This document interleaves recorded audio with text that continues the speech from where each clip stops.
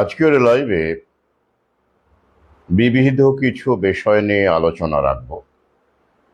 আপনাদের কিছু প্রশ্ন, এর মধ্যে বিভিন্ন ক্ষেত্রে কিছু ডেভেলপমেন্ট হয়েছে, ধাপে ধাপে আমরা এগিয়ে চলেছি নতুন বিশ্ব ব্যবস্থার ফুল ফ্লেজড ইমপ্লিমেন্টেশনের দিকে। তো সেই কয়েকটি বিষয়, পাশাপাশি এই বিষয়গুলোর মধ্যে ডিএ মামলায় বা অনেকেই যারা প্রচুর অর্থ দিচ্ছেন, চাঁদা দিচ্ছেন, অনেকে প্রশ্ন করেছেন যে টাকা দিয়ে মামলা লড়তে হচ্ছে, তারা কি সেটা চালিয়ে যাবেন? এত কিছুর পরেও তারা কি উপলব্ধি করতে পারছেন না আসলে তারা কোথায় যাচ্ছেন এবং তাদেরকে কোন গাড্ডায় নিয়ে যাওয়া হচ্ছে? সে বিষয়েও আমি আমার পর্যবেক্ষণ রাখবো। এছাড়াও টাটাতে যে ছাঁটাই বলা হচ্ছিল মাত্র 2%, বাস্তবে সে সংখ্যাটা অনেক বেশি, অন্ততপক্ষে 40,000, কোনো কোনো ক্ষেত্রে 80,000ও বলা হচ্ছে। টিসিএস এ যে ছাঁটাই পর্ব এই বছরই হওয়ার কথা এবং শুরু হয়ে গেছে, তার যে ভয়াবহ যে সব ছবি সামনে আসছে সে বিষয়ে আলোকপাত করব। এছাড়াও থাকবে ওড়িশার সরকারি কলেজগুলোতে এমবিবিএস পড়তে গেলে 75% ফি বৃদ্ধি করা হয়েছে।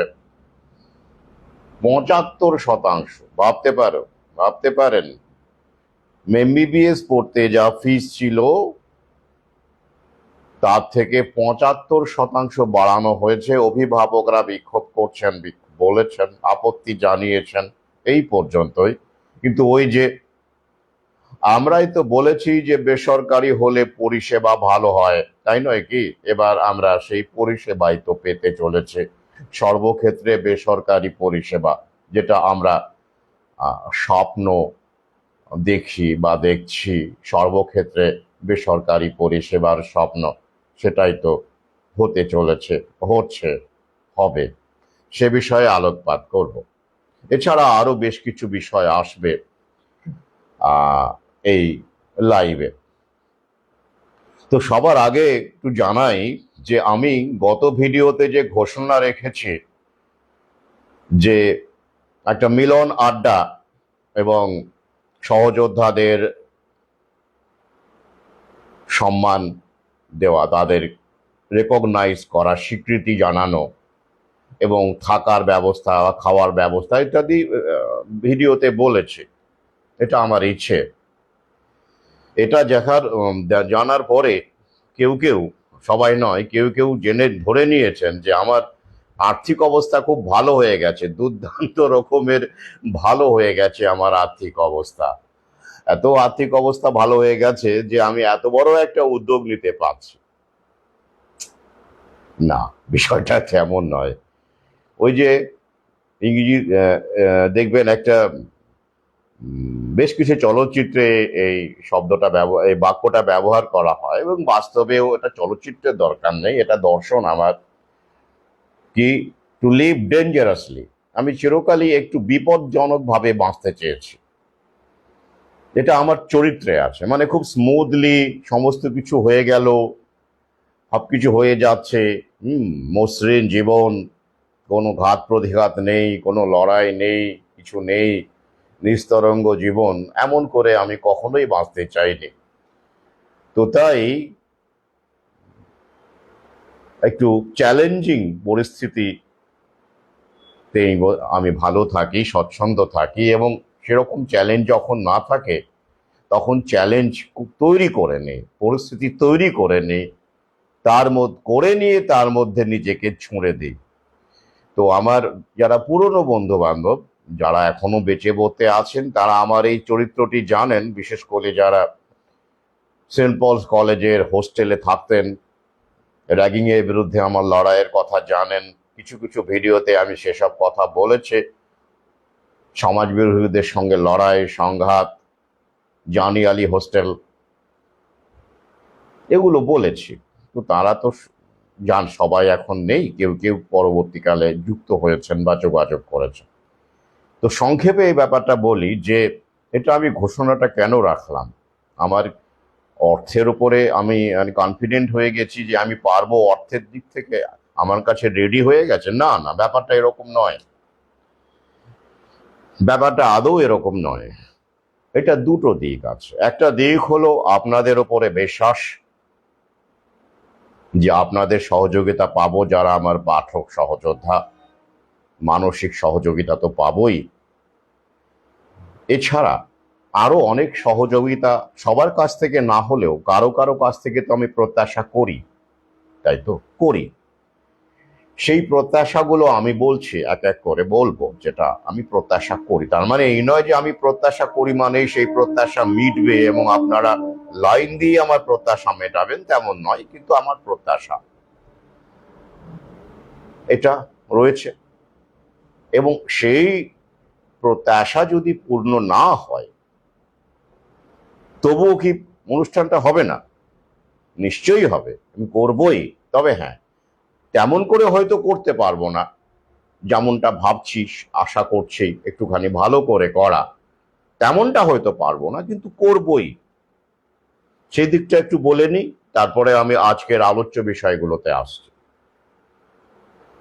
যে কর্মকাণ্ড আমি রেখেছি কলকাতার বুকে, হল ভাড়া থেকে শুরু করে যা যা আমি বলেছি, এবং শুধু তাই নয়, তার সঙ্গে আমি আরো একটি ঘোষণা রাখছি যে এই প্রোগ্রামে যারা আসবেন, যদি এমন কেউ আমার পরিচিত থাকেন, অবশ্যই পরিচিত, অচেনা হলে সম্ভব নয়, যেটা আমি বইমেলাতেও করেছি, এক্ষেত্রেও করব, যে যারা আমার বই পড়তে চাইছেন কিন্তু কেনার সামর্থ্য নেই বা অল্প কিছু দিতে পারবেন, বা 1 টাকা টোকেন হিসেবেও দিতে পারবেন, তেমন মানুষের কাছে বই তুলে দেওয়া, এটা আমার এই অনুষ্ঠানের থেকেই আমি এটা শুরু করব। যে কোনো বই, এনি বুক, এবং যেটা বইমেলাতেও চলবে। গত বইমেলাতেও থেকেছে, ব্যাপারটা ঘটেছে, আমার নিজের থেকে হয়েছে, আমার সহযোদ্ধারা এগিয়ে এসেছেন, যারা আমাদের গর্ব, আমার গর্ব, আমরা আমরা একে অপরের গর্ব হতে চাই, সেটা এক্ষেত্রেও থাকবে। এটা আমি আগের ভিডিওতে বলতে ভুলে গিয়েছিলাম। তবে সেক্ষেত্রে আমাকে এসে বলতে হবে যারা আসবেন, যদি, এবং সেটা আমি তার সঙ্গে কথা বলবো। বইটা নেবেন, 1 টাকা দিয়ে নেবেন, কিন্তু পড়বেন না কি পড়বেন না, বা আদৌ পড়ার অবস্থাতে আছেন কিনা, এবং তার সঙ্গে কথা বলা আমার জরুরি। কারণ এটা তো হরি লুটের বাতাসা নয়, বইগুলো খুব যথেষ্ট সিরিয়াস বই, আপনারা জানেন। তো সেটা অবশ্যই তারপরে বাকি বিষয়। তো এটা আমি এখানে আগের ভিডিওতে বলতে ভুলে গিয়েছিলাম, এখানে অ্যাড করলাম। কিন্তু এবারে আসি যে আর্থিক দায়ভার যারা ভেবে নিয়েছেন যে আমার অনেক পয়সা কড়ি হয়ে গেছে, তাদের জন্য বলি, এবং যারা আমার প্রত্যাশাটা সেটা বলি, খুব সহজ করে বলি। ডিসেম্বর মাসের মাঝামাঝি প্রোগ্রাম ধরে রাখুন, ডিসেম্বরের থেকে বা জানুয়ারির ফার্স্ট উইকের মধ্যেই করার ইচ্ছে রয়েছে, কারণ জানুয়ারির শেষ লগ্নে বইমেলা শুরু হয়ে যাবে, তার আগেই আমি অনুষ্ঠানটা করতে চাইছি। তো ব্যক্তিগত আলাপ না থাকলে নয়, আমি সেটাই বললাম, কারণ অনেকেই অচেনা মানুষ বিভিন্ন রকম ভাবে, কারণ যাই হোক, সেটা আমি আগে বারবার করে ভিডিওতে বলেছি, এটা আর এখানে পুনরাবৃত্তি করছি না। তো এই সময়টা আমার হাতে আছে, তো এই সময়ের মধ্যে যারা মনে করছেন, কেউ কেউ বলছেন যে স্যার এত বড় প্রোগ্রাম করছেন, আপনার পাশে থাকতে চাই, কয়েকজন অ্যাকচুয়ালি এই কারণেই আমার এই ভিডিওটা করার ইচ্ছে হলো। মেসেজও করেছেন কেউ কেউ যে স্যার কিভাবে পাশে থাকতে পারি। কেউ কেউ আবার আর্থিক সাহায্যের কথাও বলেছেন সরাসরি। আমি বহুবার জানিয়েছি, খুব কাছের মানুষ ছাড়া, বা যাদের আমি মনে করি বা সেরকম মানুষ ছাড়া আমি কখনোই কারো কাছ থেকে আর্থিক সাহায্য গ্রহণ করি না, প্রশ্নই নেই। এবং অনলাইনে বা এভাবে ঘোষণা প্রশ্নই আসে না। কারণ কি বলুন তো, যখনই আমি এটার মধ্যে ঢুকবো তখন বিষয়টা আর এই পর্যায়ে থাকবে না, আমি সেটা কখনো করি না, এবং সেটা বারবার করে বলেছি, জানিয়ে দিয়েছি। তাই এই ধরনের প্রস্তাব আমাকে দেবেন না, যারা দিচ্ছেন আর কি, হঠাৎ করে আচমকা এসে দিচ্ছেন, যাদের সঙ্গে আমার তেমন কোনো সখ্যতা নেই। হ্যাঁ, হয়তো জাস্ট একবার এসেছেন বা এমনি রয়েছেন বা ফেসবুকে আছেন, এরকম বলছেন যারা, তো এ ধরনের প্রশ্নই আসে না। তাহলে কিভাবে আমার পাশে থাকতে পারেন? আমি বারবার করে কিন্তু বলেছি, এই যে উদ্যোগে যারা অনেকভাবে পাশে থাকা যায়, আপনারা অনেকেই সে চেষ্টা করে যাচ্ছেন, প্রচার করছেন অনলাইনে অফলাইনে, মানুষকে সচেতন করছেন, কিন্তু একটা অনুষ্ঠান করতে গেলে শুধু মানসিক সমর্থন বা কাজকর্মের ব্যাপারে সাহায্য করা, সঞ্চালনা থেকে শুরু করে, সেটা আমি আগের ভিডিওতে বলেছি, সেটা তো জরুরি, অত্যন্ত জরুরি। পাশাপাশি আরও একটা জরুরি দিক আছে, সেটা হলো আর্থিক জায়গা, যেটা আমি বলেছি যে কর্মকাণ্ড, তাতে করে ব্যয়ের ব্যাপার আছে, বুঝতেই পারছেন। তো সেই ক্ষেত্রে যদি আপনারা পাশে থাকতে চান, সরাসরি অর্থ সাহায্য না করে বই সংগ্রহ করুন, কলেজ স্ট্রিট থেকে করুন বা কুরিয়ারের মাধ্যমে করুন, যেভাবেই হোক করুন। আর যারা ইতিমধ্যেই করে ফেলেছেন, তারা উপহার হিসেবে করুন, অন্য কাউকে উপহার দিন, বিয়ে বাড়ি, বিয়ে থেকে শুরু করে যে কোনো আপনার প্রিয়জনকে উপহার দিন। বই উপহার দেওয়ার ব্যাপারটা তো হারিয়েই গেছে, নেই, সেটাকে ফিরিয়ে আনা জরুরি বলে আমার মনে হয় আর কি। আমরা চেষ্টা করি, আমি তো চেষ্টা করি, আমরা অনেকেই চেষ্টা করি। তো এইভাবে আপনাদের এই এই সামনের ধরুন এই ডিসেম্বরের মাঝামাঝি পর্যন্ত, অর্থাৎ সেপ্টেম্বর, অগাস্ট তো এখনো রয়েছে, আজকে 20-21 তারিখ, এরকম, অর্থাৎ পুরো সেপ্টেম্বর মাস, পুরো অক্টোবর মাস, পুরো নভেম্বর মাস, 3 মাস, প্রায় 3.5 মাসেরও বেশি সময় আছে। এই 3.5 মাস কিন্তু আমি আপনাদের কাছ থেকে এই প্রত্যাশাটুকুই রাখবো, বই সংগ্রহ করে আমার এই অনুষ্ঠানে আপনারা অংশ এইভাবে সাহায্য করুন, পাশে থাকুন, যেটা যেখান থেকে আমি যা পাবো বই থেকে, তা দিয়ে আমার অনুষ্ঠানটা করতে সুবিধে হবে। আমি বলছি না যে পুরোটাই হয়ে যাবে, সেরকম আশা আমি করি না, কিন্তু লাঘব হবে, আমার এই ভারটা আমাকে একা বহন করতে হবে না, এটুকু নিশ্চয়ই প্রত্যাশা আমি করতে পারি যাদের সামর্থ্য আছে এমন সহযোদ্ধাদের কাছ থেকে। বাকিদের যাদের সামর্থ্য নেই, তাদের জন্য তো বইমেলায় বইয়ের ব্যবস্থা করা হয়, উল্টে আমি করি, আপনারা অনেকে এগিয়ে আসেন, কুরিয়ারেও করা হয়েছে, এগিয়ে এসেছেন কেউ কেউ। তো এই ক্ষেত্রে আপনারা আমার পাশে, আমাদের, এটা আমার পাশে নয়, একে অপরের পাশে আমরা এইভাবে থাকতে পারি, তো সেটা মাথায় রাখবেন। তো এটা কিন্তু আমার প্রত্যাশা। তো সেটা কুরিয়ারে হলে হোয়াটসঅ্যাপে জানান, বা কলেজ স্ট্রিটের ঠিকানা বারবার করে আমি ফেসবুকে দেখবেন, এই ইউটিউবেও ডিপিতে দেখবেন কলেজ স্ট্রিটের দোকানের নাম দেওয়া আছে। সেরকম হলে কনফার্ম করতে চাইলে দোকানের ফোন নাম্বারও আমি দিয়ে দিতে পারি, যারা দূর থেকে আসতে চাইছেন কলেজ স্ট্রিটে, বা অনেকে মনে করছেন দেখা করে বই সংগ্রহ করবেন কলেজ স্ট্রিটে। এখন আমি বেলঘরিয়া কলকাতা চত্বরেই আছি অন্তত আগামী কয়েকদিন, তো আপনারা আসতে পারেন, দেখাও হবে, বইও সংগ্রহ করতে পারবেন কলেজ স্ট্রিট থেকে।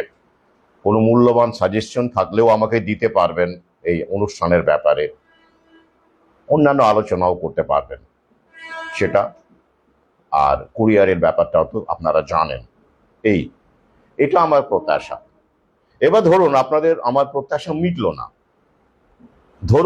না, তো এটা হয় এখনই বলতেই পারেন যে স্যার আপনার এই যে বই তো ব্যাপার আমরা জানি, বই কত মানুষ কেনে, কত মানুষ পড়ে, তো এই বিষয়টা আমরা জানি, সুতরাং এটার উপর ভরসা করে আপনি এত বড় একটা রিস্ক নিলেন, যেটা হতে পারে যদি আপনার প্রত্যাশা পূর্ণ না হয়, এমন আপনারা ভাবতেই পারেন। তো সেক্ষেত্রে আমার উত্তর হবে, কেন, ঋণ করে ঘি খাওয়ার ব্যাপারটা আছে তো। চার্বাক দর্শন, যাবৎ জীবেং সুখং জীবেদ রেণাং প্রেত্তা ঘৃতাং পেবেদ ভস্মীভূতস্ব দেহস্য পুনরাগমনং কুতা। তো একটু ফারাক আছে। চার্বাক দর্শন, ভোগবাদী দর্শনের কথা বলেছিলেন, এই চার্বাক আসলে কে ছিলেন? খুব রহস্যময় চরিত্র, কেউ বলেন বুদ্ধই 4 ভাগ। যাই হোক, সে বিষয়ে যাচ্ছে না আমি, দর্শনের বিষয়। তো সেক্ষেত্রে ঋণ করে ঘি খাওয়ার কথা বলেছে, মানে ভোগের কথা বলা হচ্ছে যে যে শরীর ছাই হয়ে যাবে, সে শরীর কি ফিরে আসবে? ভস্যি ভূতস্ব দেহস্য পুনরাগমনঙ্কুত। তাই তো, ঠিকই তো একদিক থেকে বলেছেন, একটা জীবন দর্শন, একটা দৃষ্টিভঙ্গি মাত্র, যার সঙ্গে আমরা পাশ্চাত্যের এপিকিউরিয়ান ফিলসফির মিল পাই আর কি, ভোগবাদী ফিলসফি। বিখ্যাত দার্শনিক এপিকিউরাস যে মতবাদের কথা বলেছিলেন। তো যাই হোক, যেখান থেকে এপিকিউরিয়ানিজম কথাটা এসেছে, যার অর্থ ভোগবাদ, তো সেটা তো সবাই করছে। ইএমআই করে মোটর বাইক, বাড়ি গাড়ি, হ্যাঁ, ভোগ সমস্ত করছে, ভোগ তো করেই যাচ্ছে। তো আমার ভোগটা নয় অন্যরকম ভোগ হলো, দুর্ভোগ হলো, অসুবিধে কি আছে? তো আমি এটাও ভেবেছি, অর্থাৎ যদি মানুষ আত্মসুখের জন্য, নিছকই আত্মসুখের জন্য, পরিবারের জন্য, বা আরো ভালো থাকবো, ভালো খাবো, ভালো গাড়ি চড়বো, এই কারণে যদি মানুষ ঋণ করতে পারে, ইএমআই তো ঋণ করা, loan, home loan, car loan করতে পারে, তো আমি এই সমাজের এই কাজটা, যেটা আমার সহযোদ্ধা এবং আমাদের এটা গেট টুগেদার, এই কাজটার রিস্ক আমি নিতে পারি না? নিশ্চয়ই পারি।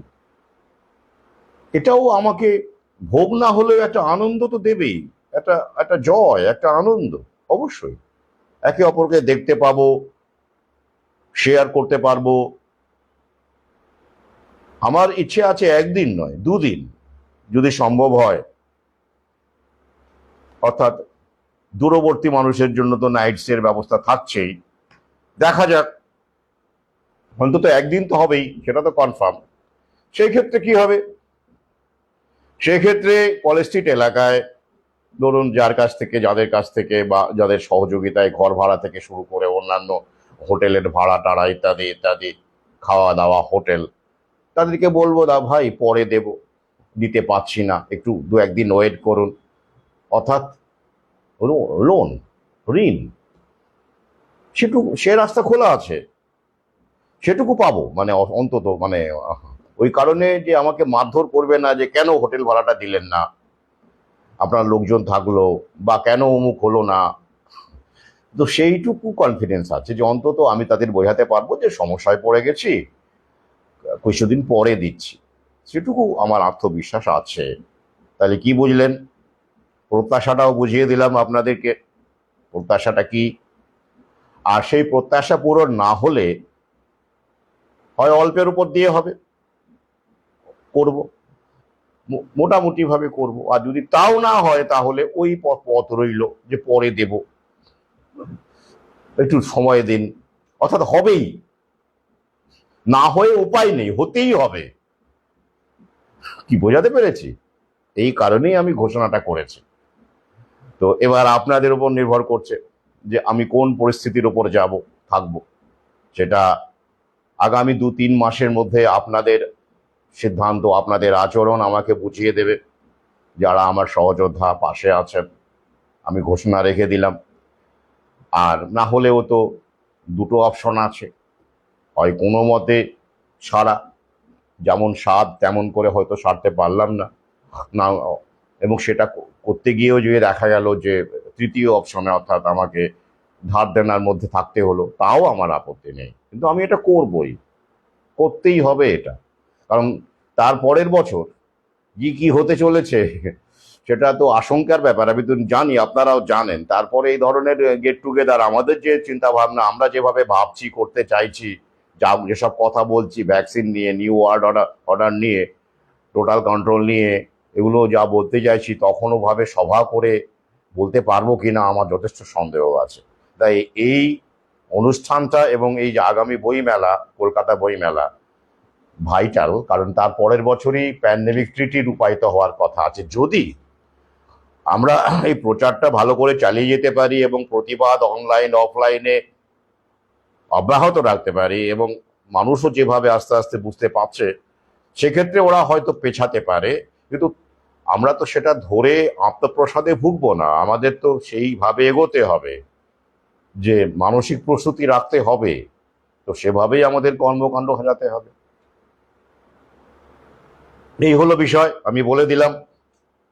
আপনাদের কাছে আমার এইটুকুই প্রত্যাশা, বই সংগ্রহ করুন, পাশে থাকুন। এবারে আসছি আজকের যে আলোচ্য বিষয়। প্রথমেই আসি, আমার এক সহযোদ্ধা শিক্ষক, তিনি এই 2016 প্যানেলের মধ্যে আছেন বা ছিলেন, এখন তো যাই হোক।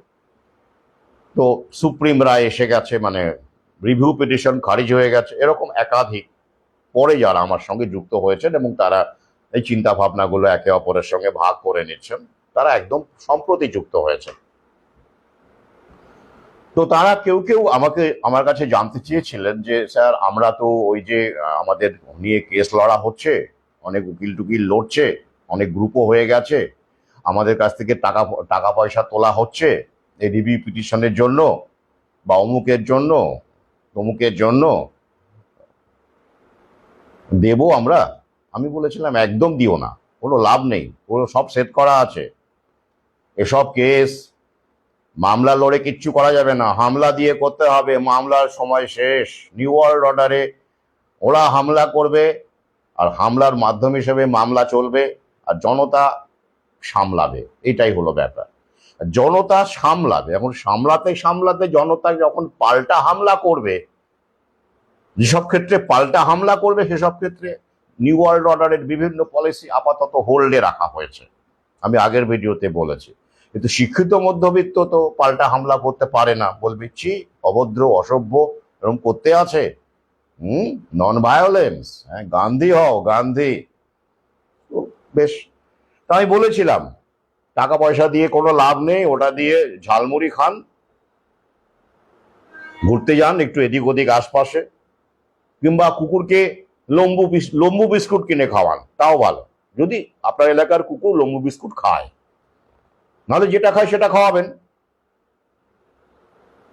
তিনি তাই করছিলেন, দেওয়া বন্ধ করে দিয়েছিলেন। শুধু তাই নয়, ডিএ মামলারও টাকা পয়সা অনেকেই আমার বলাতে, আমার সহযোদ্ধা বা আমার পাঠক, তারা বন্ধ করে দিচ্ছেন। আমি সেই আহ্বান আবার রাখছি, মুরগি হবেন না, অনেক মুরগি হচ্ছেন। তো কি হলো তাতে? রিভিউ তো দেখতে পেলেন, কি হলো? টাকাটা যারা কয়েক মাস দেননি, তাদের টাকাটা তো বাঁচলো রে বাবা, কয়েক হাজার টাকা তো বাঁচলো, গেল তো সব। রিভিউ তো, প্যানেল তো খারিজ, রিভিউ পিটিশন তো খারিজ হয়ে গেল। আমি তো জানতাম এটা হবে, কারণ এতগুলো ভাগ, 180 খানা, ভাবতে পারেন। আমি বললাম ঐক্যবদ্ধ লড়াই করতে হবে। প্লাস কি, ভয় পায় না? আরে ভয় পেতে হবে তো। শাসকরা যাদের ভয় পায় না, তাদেরকে শাসকরা পাত্তা দেয় না। আমি বিভিন্ন ভিডিওতে বলেছি, আপনি রাতের ট্রেনে ফিরছেন, একটা ভিখারি আপনার সামনে এলো, হাত পাতলো, আপনার কাছে টাকা আছে কিন্তু আপনি নমস্কার ঠুকে দিলেন,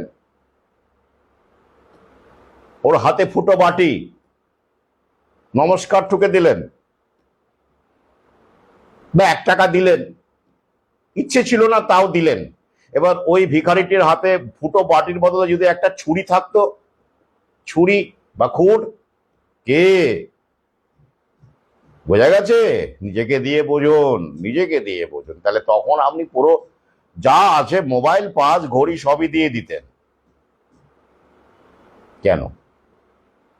ভয়। ফিয়ার ইজ দ্য কি। মেকিয়াভেলি, দ্য প্রিন্স, চাণক্য, অর্থশাস্ত্র, সেখানে পড়ুন শাসক কি চায়, শাসক কি করে কন্ট্রোল করে, বুঝতে হবে। তাই শাসককে পাল্টা একটা ভয়ের মধ্যে রাখতে হবে, তবেই আপনি পারবেন।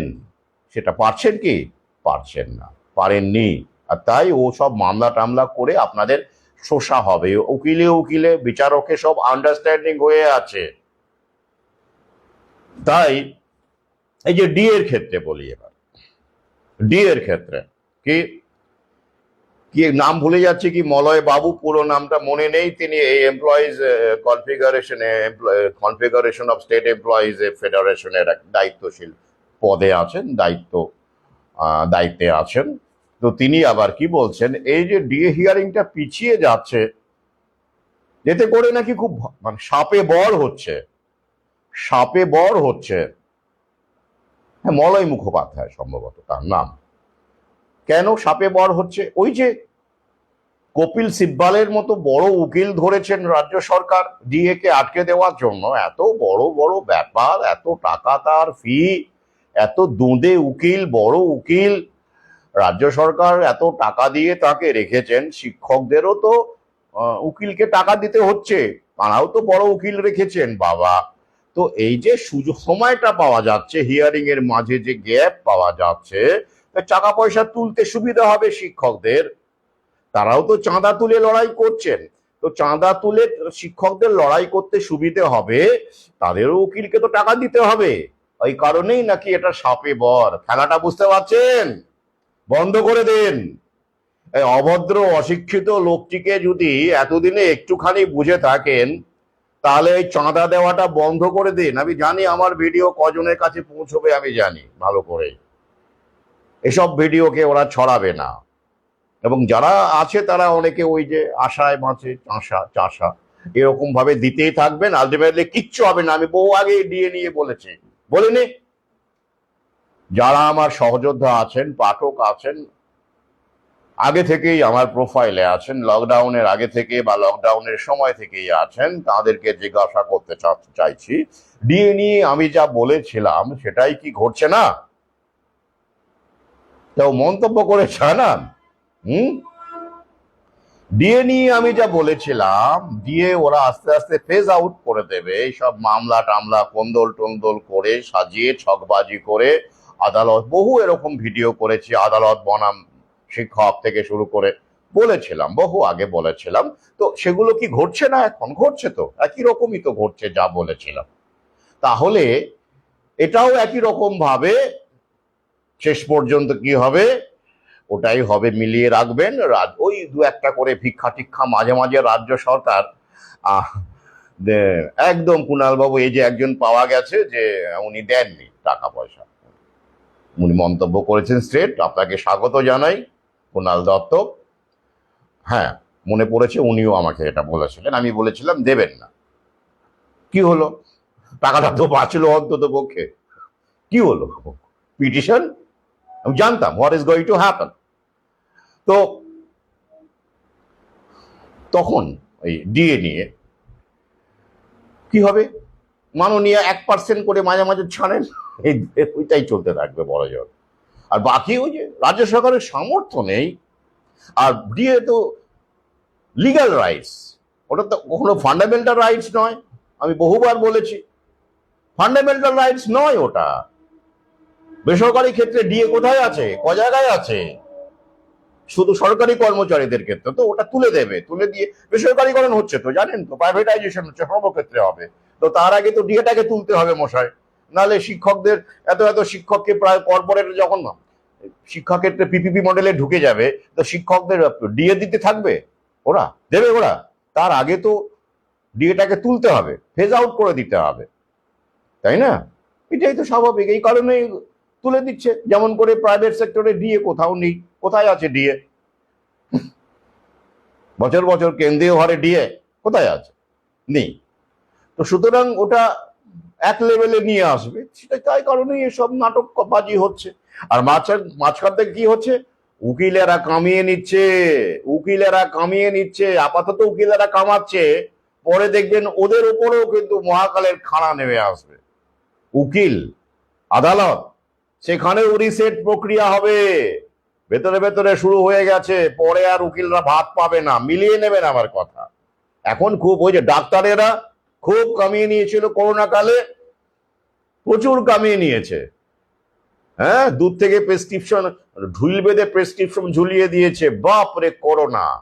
এবার দেখুন এমবিবিএস রেজিস্ট্রেশন, কেন্দ্রীয় রেজিস্ট্রেশনে কি কাণ্ড করছে আমি পরের একটি ভিডিওতে বলবো। রাজ্যে স্টেট কাউন্সিলে যাদের ইতিমধ্যে রেজিস্টার্ড ডাক্তার তাদের আবার ওই কেন্দ্রীয় যে ওয়েবসাইট সেখানে তাদেরকে আবার বাদ দিয়ে, মানে তারা নাকি হচ্ছে না, তাদের নাকি রেজিস্ট্রেশন সেখানে হচ্ছে না, অনলাইন রেজিস্ট্রেশন, অথচ এইখানে হয়েছে, তাহলে ওখানে কেন হচ্ছে না? একজন আবার অভিযোগ করেছেন, তাহলে স্টেট কাউন্সিলে যদি রেজিস্ট্রেশন থাকে ডাক্তার হিসেবে, তবে কেন ওটা অটোমেটিক্যালি কেন্দ্রীয়তেও হয়ে যাওয়া উচিত? তাহলে কেন্দ্রে কেন আটকে দিচ্ছে কেন্দ্র আমাদের? আগে হ্যাঁ, খেলা শুরু হয়ে গেছে। সুতরাং ওই যে চক্রব্যূহ, তো একসময় যারা খুব ভালো ছিলেন ডাক্তার, এরা দারুণ কামিয়ে নিয়েছেন। টপ লেভেলের কথা কিন্তু বলছি না, টপ লেভেল সুরক্ষিত, ওরা তো ডাইরেক্ট দালাল। ওদেরকে দিয়ে এআই, ওদেরকে দিয়ে রোবোটিক্স ইমপ্লিমেন্ট করা হবে, ওরা তো থাকবেই। কিন্তু মাঝের লোক যারা আর কি, যারা সাধারণ মানুষ থেকে নিজেকে বিচ্ছিন্ন করে নিয়ে নিজেকে হনু ভাবা শুরু করেছিল, অথচ টপ লেভেলে কেউ যেতে পারেনি, মাঝের লেভেলেই ছিল, তাদের সর্বনাশের প্রহর ঘনিয়ে এসেছে। উকিলদেরও হবে, টপ লেভেল বাদ দিয়ে অবশ্যই। টপ লেভেলে আরো কিছুদিন থাকবেন, তারপরে বাকি গল্প। তাহলে এই উকিলদেরকে, এদের শুধুমাত্র দেখবেন না কামান, সব উকিলই কম বেশি এখন ব্যাপকভাবে কামাচ্ছে, কেউ কম কেউ বেশি। এই স্কুল শিক্ষকদের ডিএ থেকে শুরু করে প্যানেল বাতিল নিয়ে বিভিন্ন ভাবে উকিল, তাদের থেকে অধীনে থাকা কর্মচারী বিভিন্ন ভাবে যারা এসব করছেন, ড্রাফটিং করছেন, এই করছেন সেই করছেন, হ্যাঁ, তারাও টু পাইল ভালোই কামাচ্ছেন। কিন্তু রিসেট কি আদালতে হবে না? দেখতে থাকুন। তাহলে কি করবেন? আপাতত টাকা দেওয়া বন্ধ করে দিন, এটুকু আমি বলতে পারি। চাঁদা দেওয়া বন্ধ করে দিন, সেটা নিয়ে ভালো মন্দ খান, বা পারলে গরিব দুঃখীকে সাহায্য করুন। ইতিমধ্যে দেখবেন অনেকে যা যা করে ডিএর আশায় অনেক তো আটকে আছে না, হিসেব করলে অনেক হয়, প্রতি মাসে কত করে যাচ্ছে। অনেক শিক্ষক হিসেব করাই বন্ধ করে দিয়েছেন, তারা বলেন যে রাতে ঘুম হয় না, আমার হিসেব করা বন্ধ করে দিয়েছি, রাতে ঘুম হয় না, স্বাভাবিক। তো তাহলে লাখ লাখ টাকার গল্প, তারা ভাবছেন ঠিক আছে, আমি যদি 50,000 টাকা দিয়ে 5 লাখ টাকা পাই, আমি 1 লাখ টাকা দিয়ে 5 লাখ 10 লাখ টাকা পাই, মন্দ কি? এরকম আশায় তারা দিয়ে যাচ্ছেন, কিন্তু ভেতরে যে সেটিংটা হয়ে আছে সেটা তারা বুঝতে পারছেন না, তাদেরকে মুরগি করা হচ্ছে। তো আপনি যদি আমার পাঠক সহযোদ্ধা হয়ে থাকেন এবং ভিডিও বা লেখালেখি পড়ে থাকেন, তাহলে ওটা বন্ধ করুন, বা ইতিমধ্যেই বন্ধ করে দিয়েছেন। মুরগি আর হবেন না, কিচ্ছু হবে না, বহু আগেই বলে দিয়েছে। নারে ভাবুন, একজন দায়িত্বশীল পদে থাকা মানুষ, তিনি বলছেন সুবিধে হচ্ছে, সাপে বর হচ্ছে কি, টাকা তোলা, চাঁদা তোলার সুযোগ সময় পাওয়া যাচ্ছে, গুছিয়ে নেওয়ার সময় পাওয়া যাচ্ছে পরবর্তী হিয়ারিং এর মাঝে। বাহ বাহ বাহ। বিচারটা তাহলে কি দাঁড়ালো বলুন তো? বহুবার আমি বলেছি, you have to buy justice. বিচার কি আপনাকে কিনতে হবে, ওটা প্যাকেজ। সুবিচার কেনা যায়, এবং আপনার সেটাই ওরা দেখিয়ে দিচ্ছে। আপনার অত টাকা আছে যে কর্পোরেট পলিসি, জায়নিস্ট পলিসিকে আপনি উল্টে দেবেন, রিভার্স করবেন? নেই, সম্ভব নয়। ওরা দুনিয়া চালাচ্ছে, ওরা বিলিয়নিয়ার, একজন দুজন নয়, রাশি রাশি, আমাদের দেশেই প্রায় 150। কোথায়? এবং সবাই একযোগে কাজ করছে, তাদের সঙ্গে আপনি টাকা দিয়ে লড়বেন? কত বড় উকিল রাখবেন আপনি? এটা বোঝার চেষ্টা করুন, এটা পলিসি। রাজ্য সরকারের বিরুদ্ধে আপনি লড়ছেন না শুধু, আপনি লড়ছেন জায়নিস্টদের বিরুদ্ধে, চাকরির ক্ষেত্রেও তাই। আর তারই প্রতিফলন বিচার ব্যবস্থায় পড়ছে। আর আপনারা ভাবছেন যে লড়াইটা রাজ্য সরকারের সঙ্গে না, পলিসির সঙ্গে লড়াই। এটা পশ্চিমবঙ্গে এটা আগে ইমপ্লিমেন্ট হচ্ছে, কারণ এখানে নরম পাল্টা মার দেওয়া, হামলা করার লোক নেই। বিনয় বাদল দীনেশের পশ্চিম বাংলা, বিবেকানন্দের বাংলা, সুভাষের বাংলার এই পরিণতি। মাতঙ্গিনী হাজারার নাকি বাংলা, এখন বাংলা, হ্যাঁ। এখন বাংলা, ওটাও বাংলা, এটাও বাংলা। হুম? বাংলার জয় হোক। হুম? পাড়ায় পাড়ায় খুলে গেছে যান বাংলা, ফরেনও আছে, মজিয়ে রেখে দিয়েছে, বুঁদ হয়ে আছে সবাই বাংলা মদে। হ্যাঁ, ওটাই বাংলা এখন।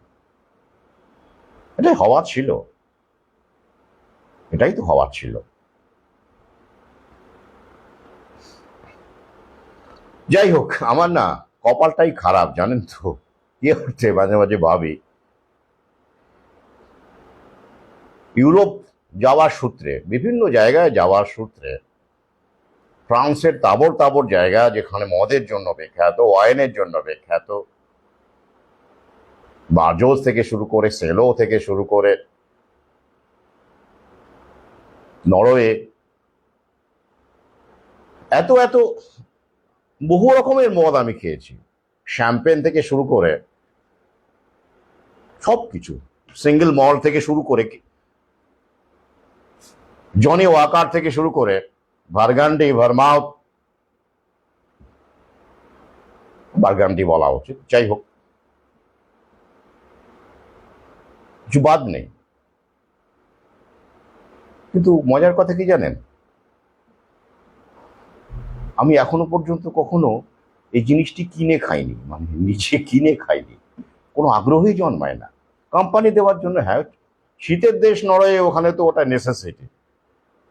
ফ্রান্সে বা নরওয়ে, ইউরোপে যারা মদ খায় তারা, তাদের আমি দেখেছি এতটাই ঠান্ডা সেসব এলাকায়, নরওয়েতে তো -30-35 কোনো ব্যাপারই না। সেখানে তো ওয়াইন শরীর গরম রাখার জন্য খায়, বাড়ির লোক সব সপরিবারে খায়, টিকে থাকার জন্য, মাতলামো করার জন্য নয়। ওই যে এই তো জীবন, এইসব গান টান আছে না, ওই সব আর কি, কেষ্ট টেস্ট নাম করেছিল মাতালের ভূমিকায়, ওইসব করার জন্য নয় আর কি, ওটা নেসেসিটি। কিন্তু আমাদের কাছে এটা কি, বেলেল্লাপনা আর কি। সবাই করেন না, অনেকে ব্যাপারটা গজল টজল শোনেন টোনেন, ঠিক আছে, সবাই তো আর মদ খেয়ে মাতলামো করেন না রাস্তায়, কিন্তু একটা বেশিরভাগ সংখ্যকই কিন্তু বকে যাচ্ছে, চিন্তা শক্তি হারিয়ে ফেলছে, শত্রুকে চিনতে পারছেন না, পরিবারে অশান্তি তৈরি হচ্ছে, হানাহানি, সংঘাত, এদেরকে ব্যবহার করা হচ্ছে বিভিন্ন ক্লাবে, রাজনৈতিক দল বিভিন্নভাবে এদেরকে ব্যবহার করছে। তো এই একটা ভয়ঙ্কর বিস্ফোরক পরিস্থিতি তৈরি করবার জন্যই কিন্তু ঢালাও লাইসেন্স দেওয়া হচ্ছে, সরকারেরও লাভ আর যুব সমাজও বকে যাচ্ছে। কিন্তু আমার কেন জানি, এটা বলছে মানে প্রসঙ্গক্রমে বললাম যে আমার কখনো আগ্রহ হয় না যে আমি কিনে খাবো। কোথাও গেলাম, কোম্পানি দিলাম, ইউরোপের কথা তো আলাদা আলাদা, সেখানে নেসেসিটি ছিল, সেই সূত্রে কৌতূহল বশত অনেক রকমের ওয়াইন বা হুইস্কি চেখে দেখেছি, মানে সুযোগ হয়েছে, বন্ধু বান্ধব সেখানকার লোকজন তারা ভালোবেসে দু এক পেক খাইয়েছে, বোতল উপহার দিয়েছে, নিয়েও এসেছিলাম দু একটি, ব্যাস ওই পর্যন্তই। কিন্তু কেন, মানে মানুষের মধ্যে কি, তাহলে আমার মধ্যে কি এই, মানে এই কপালটা আছে যে আমার মধ্যে কি এই জিনটাই নেই নাকি, মানে অ্যান্টি অ্যালকোহলিক কিছু আমি, যেটা আমার মধ্যে আগ্রহই যে তৈরি করে না, কে জানে। আমার তো সেটা মনে হয় না, এটা আমার মনে হয় সিম্পলি উইল পাওয়ারের ব্যাপার, আর কিছুই নয়। যাই হোক, খুব খারাপ লাগে চারদিকে যা দেখছি, গ্রামে গঞ্জে ঘুরছি তো, ইয়ং ছেলে পেলে মাধ্যমিক পাস, মাধ্যমিক দেবে, উচ্চ মাধ্যমিক, তারাও, বাকি নেই কেউ, কি ভয়ঙ্কর অবস্থা। তো যাই হোক, যে প্রসঙ্গে ছিলাম, তাহলে এই বিচার ব্যবস্থাকে কিনে ফেলা যায়, এবং কেনা হয়েছে, ওরা কিনে ফেলে, তাদের বিরুদ্ধে আপনি লড়বেন কি করে, লড়তে পারবেন না, এই চাঁদা দেওয়া বন্ধ করুন। আর একজন আমাকে প্রশ্ন করেছিলেন যে স্যার আপনি বলেছিলেন যে পারবে না, আপনার কথা মিলল না, অমুক তমুক। আমি বললাম দেখুন, আমি আইনটা বলেছিলাম, সে আইনটা যদি ঠিকঠাক করে ইমপ্লিমেন্ট হতো, এবং আমার আস্থা ছিল শিক্ষকরা একসাথে লড়বে, শিক্ষকদের মধ্যে এত খেবি মারামারি, এটা আমার হয়তো বুঝতে ভুল হয়েছিল, সেটা আমার ত্রুটি। যা দেখলাম পরবর্তীতে আন্দোলনের নামে ভাগাভাগি, আবার মাস্ক পরলো, ইনফেকশন, জানি না তিনি কেমন আছেন, আমি জানি না। একজন আমার উপর খুব খেপে গেল, তখন আমি বলেছিলাম মাস্ক পরে এভাবে ইনফেকশন আটকায় না, কোনো বিজ্ঞানে নেই যেটা। তখন আবার অনেকে বলল, খেপে গেল আমার ওপর, হ্যাঁ আমাদের লড়াকু নেতা, তাকে নিয়ে আপনি ব্যঙ্গ করেছেন, উনি মাস্ক পরে ইন্টারভিউ দিয়েছেন বলে, আপনি মনুষ্যত্বহীন। তো এখন কেমন লাগছে? হলো চাকরি, লড়াই হলো, সফল হলো, কিছু হলো? এসব কারণেই ক্ষোভে বলেছিলাম যে এরা নেতা হলে এরকম করতেন না, গান্ধীগিরি করতেন না, এসব আন্দোলন করে, অনশন করে, এসব করে কিছু হয় না। এটা কন্ট্রোলড এরা, জেনে না জেনে কন্ট্রোলড হয়েছেন, আমি বহু আগেই বলেছিলাম, তাই এটা হলো। তো এই যে পরিস্থিতি, এটা হবে আমি জানতাম। আর আইন যথেষ্ট নয়, আইন আছে, এখনো আইন আছে, right to life, right to livelihood আছে, কিন্তু কে, who will carry the beef? হাতের সামনে উদাহরণ ধনঞ্জয়, আপনাদের চাকরি গেছে, অফিসিয়ালি যায়নি, উইদাউট টার্মিনেশন লেটার কারো চাকরি এভাবে যায় না, কিন্তু ওই যে যেভাবে ভ্যাকসিন বাধ্যতামূলক হয়ে গেল, অফিসিয়াল কোনো ডকুমেন্ট ছাড়াই মানুষ ভয় পেয়ে মেনে নিল, তেমন করেও আপনারা মেনে নিয়েছেন, যেহেতু আপনাদের মধ্যে একতা নেই, খেবি মারামারি হানাহানি, ব্যাপারটা ওই রকম। ধনঞ্জয় মেনে নিল। ধনঞ্জয় কি, ধনঞ্জয় যে ফাঁসি হলো, ওটার কোনো আইনি ভিত্তি ছিল? কার উপর ভিত্তি করে ধনঞ্জয়ের ফাঁসি হলো? ধনঞ্জয় হেতাল পারেখকে ধর্ষণ করে খুন করেছিল, তার কোনো প্রমাণ আছে? কোনো এভিডেন্স ছিল না, ওটা পুরোটাই সার্কামস্ট্যান্সিয়াল এভিডেন্স, যার উপরে ভিত্তি করে ফাঁসি হতে পারে না। এরপরে অনেক তথ্য বেরিয়ে এসেছে, সে নিয়ে আমার লেখা আছে, অনেকে পড়েছেন। তাহলে ধনঞ্জয়ের কেন ফাঁসি হলো? কেস রিওপেন করার দাবি পর্যন্ত কেউ কেউ করছেন, কোথায় হবে? বাপরে বাপ, ওখানে বুদ্ধদেব বাবু বউ ছিল, জানেন তো, মীরা, পথে নেমেছিলেন উনি, সততার প্রতিমূর্তি, বুদ্ধদেব ভট্টাচার্যের স্ত্রী মীরা ভট্টাচার্য। হ্যাঁ, ধনঞ্জয়ের ফাঁসির জন্য উনি ওভার অ্যাক্টিভ হয়ে গেছিলেন সেই সময়। ওরে বাপরে, নারী বাহিনীর একেবারে নারী শক্তির প্রতীক, ন্যায়ের প্রতীক, সততার প্রতীক। একদিকে বুদ্ধবাবু সততার প্রতীক, আর একজন যিনি এখন আছেন উনি আবার ডবল সততার প্রতীক। ওরে বাপরে বাপ, এখন যিনি ক্ষমতায় আছেন তা ওনার স্ত্রীর সততার প্রতীক। সাধারণ ফ্ল্যাটে থাকেন, ঠিক আছে, জীবনযাপনের দিক থেকে কোনো রকম প্রশ্ন নেই, সেই অ্যাঙ্গেলে বুদ্ধদেব ভট্টাচার্যের জীবনযাপনকে আমি শ্রদ্ধা করি, তখনও করতাম, লিখেওছে। কিন্তু এই কাণ্ডটি উনি কেন অনুমোদন করলেন? স্ত্রী পথে নামছে ফাঁসির জন্য, উনি জানতেন না? উনি অন্তত কিছু বলতেন, বলা উচিত ছিল। তারপরে কি হলো? এখন তো পরিষ্কার ভাবে অনেক লেখালেখি হয়েছে, থিসিস হয়েছে, আইএসআই থেকে অনেক তথ্য বেরিয়েছে, রিসার্চ হয়েছে, আমিও লিখেছি। কি হলো? একটা মানুষকে, একটা নির্দোষ মানুষকে বিচারে প্রহসন করে, নাটক করে ফাঁসি দিয়ে দেওয়া হলো 14 বছর জেল খাটার পরে। ভাবতে পারেন, যাবজ্জীবন খাটার পরেও তাকে ফাঁসি দেওয়া হলো। এই হলো আইন। তাহলে আইন কি তাই? না। আইপিসি কি তাই বলে? না, বলে না। তাহলে কেন ফাঁসি হলো? উকিল ছিল না বলে, টাকা ছিল না বলে। ধনঞ্জয় এত সাধারণ সিকিউরিটি গার্ড ছিল, তাদের কি টাকা পয়সা দিয়ে ভালো উকিল, ভালো বিচার কেনার ক্ষমতা ছিল? ছিল না। আর তাই ধনঞ্জয়কে ফাঁসিতে চড়তে হলো। হি ওয়াজ হ্যাংড। মানি পাওয়ার ছিল না তার। ব্যাপারটা এক্ষেত্রেও তাই। আপনারা কত টাকা দিয়ে চাঁদা তুলে কেস লড়বেন? হ্যাঁ, ওখানে যারা বসে আছে, যারা কন্ট্রোল করছে, তাদেরকে আপনারা হারিয়ে দেবেন চাঁদা উকিল দিয়ে? উকিলকে ওরা ভেতরে ভেতরে কিনে নেবে। যারা প্রাইভেটাইজেশনের মাধ্যমে জায়নিজ কন্ট্রোল কায়েম করতে চাইছে গোটা বিশ্বে এবং আমাদের দেশে তো বটেই, তাদেরকে আপনারা হারিয়ে দেবেন চাঁদা তুলে। সেই চাঁদাটা, টাকাটা কারা দিচ্ছে? মাইনেটা ওরাই তো দিচ্ছে। ফলে কেন এই লড়াই হচ্ছে? বিয়ে মামলার লড়াই, দেখানোর জন্য যে দেখো আইন চলছে, আইনের পথে চলছে, দেখানোর জন্য। কারণ এটা তো রাজতন্ত্র নয়, ছট করে চাকরি চলে গেল এক কোপে, বা এটা প্রাইভেট ফার্ম নয়, ছট করে টাটা যেমন ছাঁটাই করে দিল একবারে। এমন করা যায় না। এখানে একটুখানি লোক দেখানো, কেস করতে হয়, মামলা করতে হয়, উকিল রাখতে হয়, এইভাবে। ধনঞ্জয়ের বেলাতেও তাই। তো ধনঞ্জয়ের বেলাটা নিউ ওয়ার্ল্ড অর্ডার পলিসির জন্য হয়নি, ওটা নারীবাদের বলি বলতে পারেন। হুম। পুরুষদের দেখবেন এখনো আরো বেশি করে ভেরিফাই করা হচ্ছে, আলাদা করে নারীদের তোল্লা মারার একটা এজেন্ডা হিসেবে ওইটা।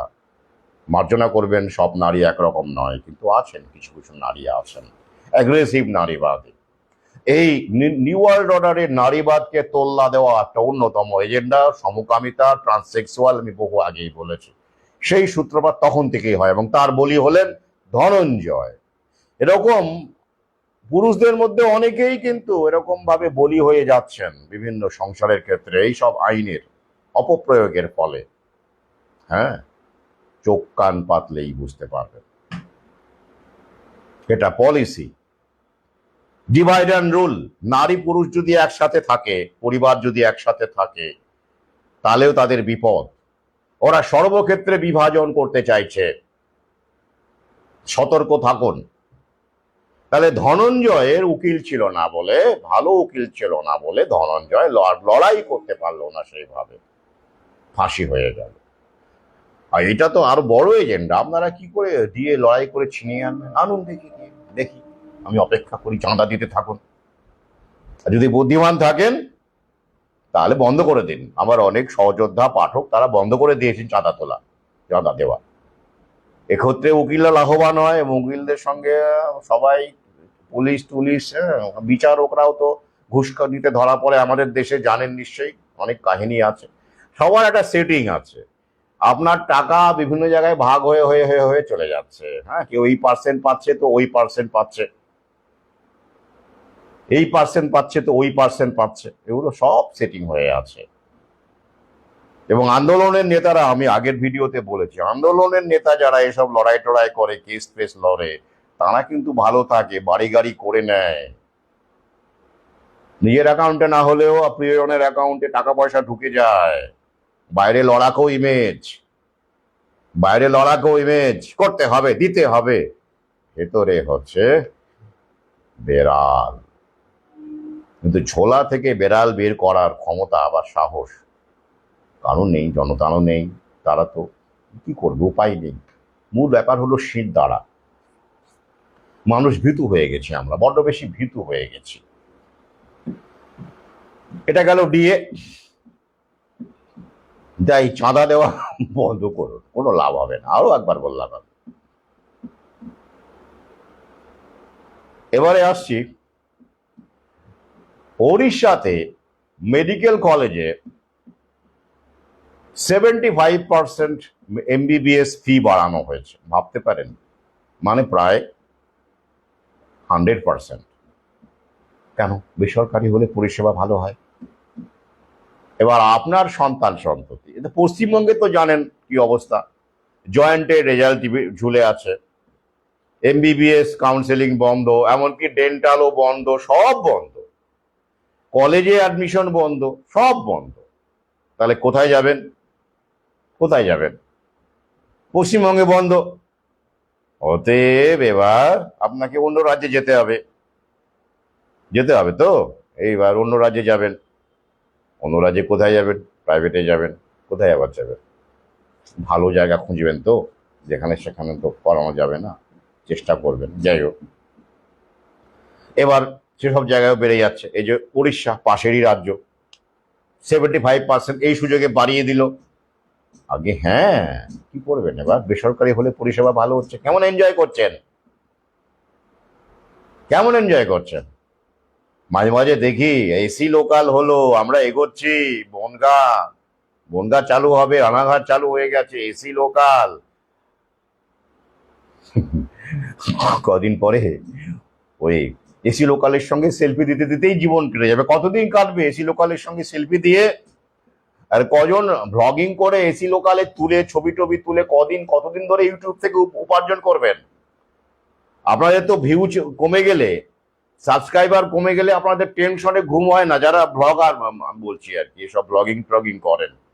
এটা আজীবনের ইনকাম, আজীবন করে খেতে পারবেন এভাবে? পারবেন না, দেখতে থাকুন।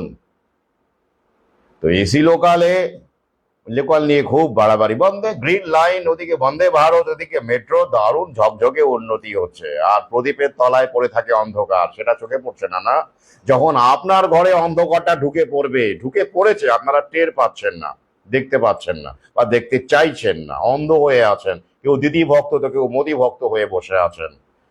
কিন্তু এক এক করে দেখবেন ওই, জানেন তো, যখন ওই জঙ্গলের মধ্যে দেখবেন ওই অটোমেটিক রোবোটিক করাত চালিয়ে দেওয়া হয়, এরকম একটা ভিডিও আমি পোস্ট করেছিলাম। একটা একটা করে তো আর গাছ কাটা হয় না, এখন জঙ্গল সাফ করা হয়। এবার ওটা যখন চেনটা, ওই শটা চেনের মতো আর কি, যখন মুভ করতে শুরু করে, প্রথম গাছটি কাটা পড়ে, আর শেষের দিকে গাছগুলো ভাবে আমি তো ঠিক আছি। তারা জানে না যে ওটা আস্তে আস্তে তাদের দিকে রোল করবে, কাটা পড়বে। ব্যাপারটা সেই রকম। এরকম বহু ঘটনা তো ঘটছে আমার সামনে। মোদি ভক্ত বলে লাফালাফি করছিলেন, দিদি ভক্ত বলে লাফালাফি করছিলেন, এবার কারো চাকরি গেছে, দিদি চাকরি খাচ্ছে, আবার কারো এমপ্লয়মেন্টই নেই, রিক্রুটমেন্টই নেই। কি, এসএসসি বন্ধ, এসএসসি স্থগিত, এসএসসি পরীক্ষা হচ্ছে না। সেপ্টেম্বরে নাকি হবে, অগাস্টে হওয়ার কথা ছিল। সিজিএল এর কথা বলছি, হ্যাঁ, কম্বাইন্ড গ্রাজুয়েট লেভেল, এবং সঙ্গে আরো একটি পরীক্ষা স্থগিত। এবার দেখুন, সর্বত্র তো একই চিত্র। আর সরকারি চাকরির নিয়োগ হবে না, হলে টুকটাক contract basis, hire and fire. তাহলে এবার মোদি ভক্ত, তাহলে যাদের ঘরে এরকম পড়ুয়া আছে, চাকরি প্রার্থী আছে, তারা এক এক করে, সবার তো একসঙ্গে হবে না। যারা ইয়ং ছেলেপেলে তারা মোদি, হর হর মোদি। তারপরে যখন বিয়ে থা করবে বা ওদিকে যাবে, তারপর দেখবে চাকরি বাকরি হচ্ছে না, কি ব্যাপার, আস্তে আস্তে জোশটা হারিয়ে যাবে। তখন আস্তে আস্তে রিয়ালাইজ করবে। কিন্তু সমস্যা হচ্ছে, সবাই তো একসঙ্গে রিয়ালাইজ করবে না রে বাবা, এটা ওরা জানে। এই কারণেই মগজ ধোলায় মেশিনারিটা ওরা এত শক্তপোক্ত রেখেছে। মিডিয়া, ইউটিউব, রিলস, ফেসবুক, বারবার বলে রিল বানান, রিল বানান। হুম, মানুষকে মজিয়ে রাখার জন্য। আর একবার রিল, আমি তো ট্রেনে মাঝে মাঝে দেখি, লোকগুলোর মনে আঙুল দিয়ে কি যে করে, এরকম করতেই থাকে, এরকম করতেই থাকে। কি ভাবে, কি বলছে, মস্তিষ্ক শেষ। তাহলে বেসরকারীকরণ হচ্ছে সর্বত্র, এবং আকাশ ছোঁয়া ফিস, ডাক্তার হওয়ার ফিস। ডাক্তারটা এখনো অনেকের স্বপ্নের মধ্যে আছে। তো ইঞ্জিনিয়ারিং এর স্বপ্নটা গেছে, টিসিএস এর ওই গল্পটা যা শুরু হলো, তাতে করে ওটাও আস্তে আস্তে যাবে। তাহলে এখন থাকবে এমবিবিএসটাও কিছুদিন ওরা টিকিয়ে রাখবে, কারণ এই যে ডেঙ্গু টেঙ্গু আসছে, মানুষকে বোঝাতে বোঝাতে হবে, বলতে টলতে হবে, ভয় টয় দেখাতে হবে। তাই এমবিবিএস ডাক্তার এখনো কিছু ওদের লাগবে। তাই ওইটা কি করছে, কোর্সটা ফিটা বাড়িয়ে নিচ্ছে। তো কোনো সমস্যা নেই। কোটি কোটি মানুষ, এত কোটির দেশ, তার মধ্যে তো কারো না কারো ক্ষমতা থাকবেই, টাকা দিয়ে ডিগ্রি কেনার ক্ষমতা। সবার জন্য তো ওপেন টু অল নয়, টাকা ফেলো করি মাখো তেল। অতএব ওই কটা সিট দিব্যি পূর্ণ হয়ে যাবে, এরকমই ওরা ভাবছে, এবং সেই অ্যাঙ্গেল থেকে ওরা ফিস বাড়াতে থাকছে, বাড়াতে থাকছে, বাড়াতে থাকছে। সর্বনাশ বলি না কেশব, এটা আমরা বুঝতে পারিনি, এটা আসলে ওদেরই বাড়ি। ওরা বিল ব্যাক বেটার করছে, মানে বাড়ি ভেঙে ওরা নতুন বাড়ি বানাচ্ছে। ওদের প্রয়োজন, এই স্ট্রাকচারটার প্রয়োজন, বা সুপার স্ট্রাকচারটার প্রয়োজন ফুরিয়ে গেছে, তাই ওরা এটাকে ভাঙছে, ভেঙে নতুন করে একটা ওদের মনের মতো ডিজিটাল হাউস বানাচ্ছে। এটা ট্র্যাডিশনাল হাউস ছিল, ওল্ড অর্ডার, এবার ডিজিটাল হাউস হবে, বিল গেটসের বাড়ির মতো জানাডু। হ্যাঁ, সেদিকেই এগোচ্ছে আর কি। তো সেই বাড়ি বানাতে গিয়ে একটা উল্লেখযোগ্য সিংহভাগ মানুষই সেই বাড়িতে তাদের ঠাঁই হবে না, তারা ইউজলেস ইটার্স, তাদের ঘাট ধাক্কা করে দিয়ে বের করে দেওয়া হবে জীবন থেকে। কখনো ভোগ গুঁজে দিয়ে, কখনো নাগরিকত্ব ছিনিয়ে নিয়ে, বেনাগরিক প্রমাণ করে তাদের জমি জায়গাগুলো ছিনিয়ে নেওয়ার পরিকল্পনা ওরা করছে। এখনো অনেক কিছুই আমরা দেখিনি, বারবার করে বলি না? আগে হ্যাঁ, ফর্ম ফিল আপ কিন্তু করতে যাবেন না। ওই নাগরিক হওয়ার ফর্ম ফিল আপ কিন্তু করতে যাবেন না। আমি এ নিয়ে ভিন্ন লাইভ করব, ভিন্ন ভিডিও করব, কোনো ফর্মের চক্করে যাবেন না। আমি আপাতত এখানে একটুখানি বলে রাখছি, পরবর্তীকালে এই সমস্যাগুলো আরো সামনে আসবে, তখন ব্যক্তিগতভাবে অনেকের সঙ্গে আমার কথা হয়েছে, দরকার হলে কথা বলবেন, মুখোমুখি হবেন, এই অধম কিছু সাজেশন দেবে আপনাদের, সেইভাবে আচরণ করবেন। একবার ফর্ম ফিল আপের চক্করে পড়ে গেলেই কিন্তু সাবধান।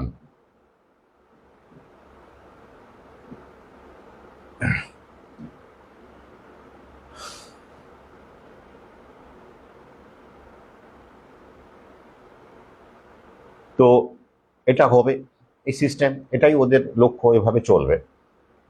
তাহলে কি করবেন?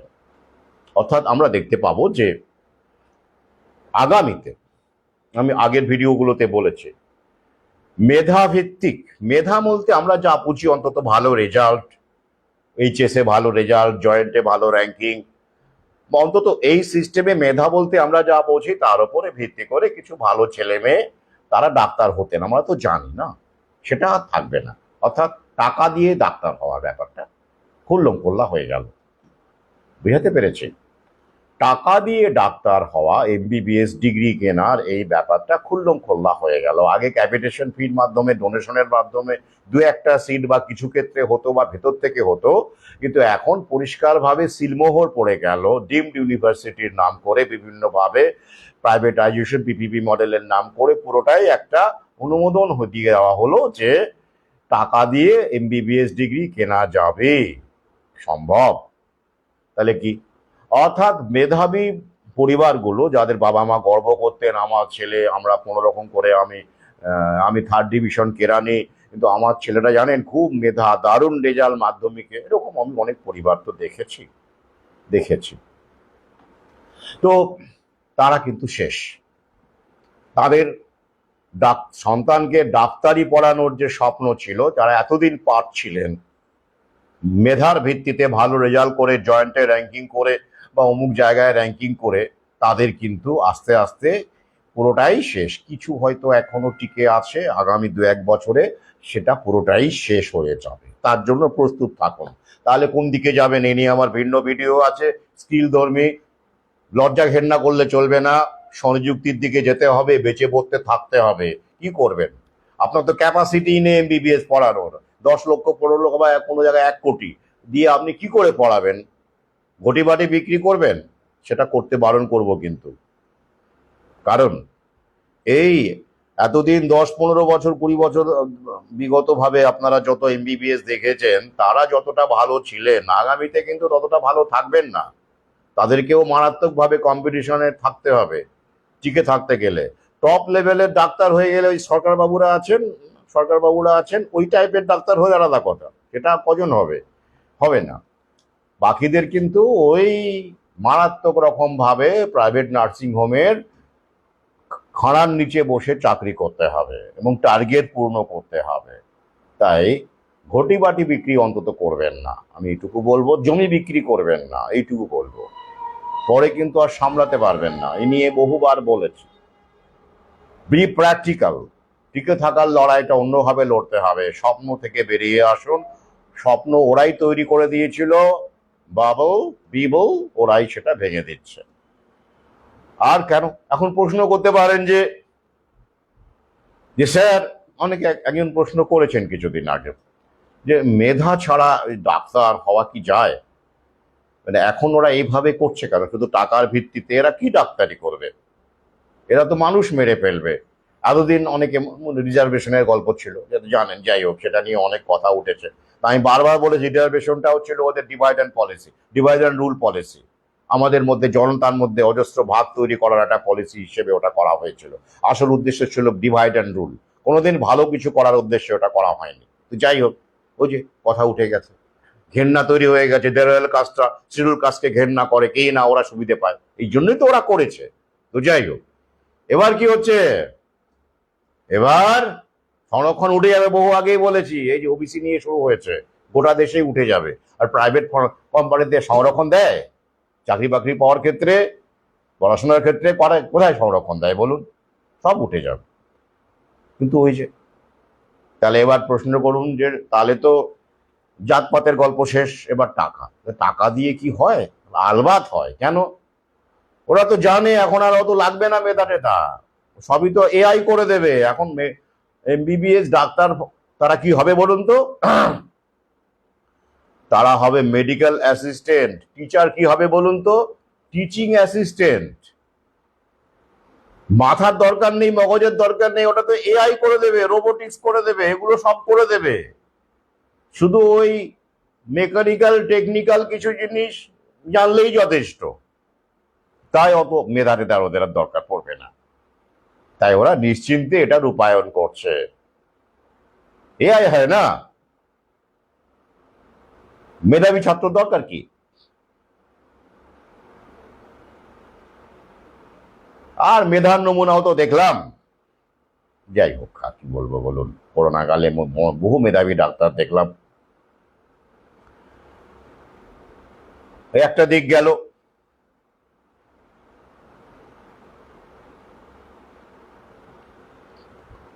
এটা এই অংশটা কেন বললাম?